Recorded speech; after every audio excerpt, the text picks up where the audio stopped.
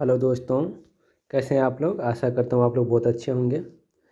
आज मैं एक इम्पोर्टेंट पॉइंट की बात करने जा रहा हूँ, जिस पॉइंट से हर एक टीचर एग्ज़ाम में यहाँ से प्रश्न आता ही है इससे रिलेटेड, जिसका मैं बात अभी करने जा रहा हूँ। दोस्त देखिए, संज्ञानात्मक विकास की अवस्थाएँ। इसका जब बात करते हैं तो जीन पियाजे जी का याद आता है। बिल्कुल सही है। तो जीन पियाजे ने संज्ञानात्मक विकास को 4 अवस्थाओं में विभाजित किया है। जीन पियाजे के द्वारा अवस्थाओं को कितने भागों में बांटा गया? 4 भागों में, ठीक है, 4 चरण में, ठीक है। पहला है, देख लीजिए, संवेदिक पेशीय अवस्था। क्या कहते हैं? संवेदी पेशीय अवस्था, ठीक है। सेंसरी मोटर इसको कहते हैं। जन्म से 2 वर्ष की अवस्था को कहते हैं संवेदी पेशीय अवस्था, ठीक है। इसी को कहते हैं इंद्रियजनित गामक अवस्था, याद रखिएगा, या इसको पेशीय अवस्था भी कहते हैं।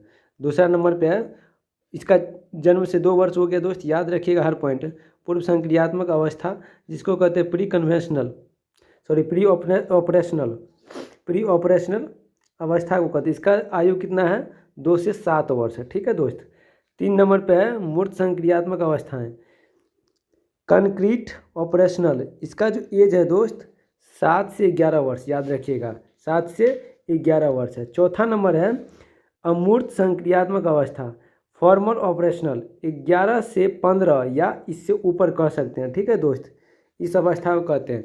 ये अवस्था से क्वेश्चन आता ही है, कहीं से आप ये नहीं कह सकते हैं कि जीन पियाजे से रिलेटेड क्वेश्चन नहीं आता है दोस्त। इसका 4 अवस्था है, चारों अवस्था को याद रखिएगा। पहला है संवेदी पेशीय अवस्था, जन्म से 2 वर्ष। पूर्व संक्रियात्मक अवस्था 2 से 7 वर्ष। मूर्त संक्रियात्मक अवस्था 7 से 11 वर्ष। और चौथा नंबर पे है अमूर्त संक्रियात्मक अवस्था, 11 से 15 या उससे ऊपर की एज को कहेंगे, ठीक है दोस्त। आप अगर नए हैं तो इस चैनल को सब्सक्राइब कीजिए, लाइक कीजिए और शेयर कीजिए दबा के। ऐसा ऐसा पॉइंट बहुत सारे आने वाले हैं जो आपके फ़ायदे के लिए हुआ, ठीक है दोस्त।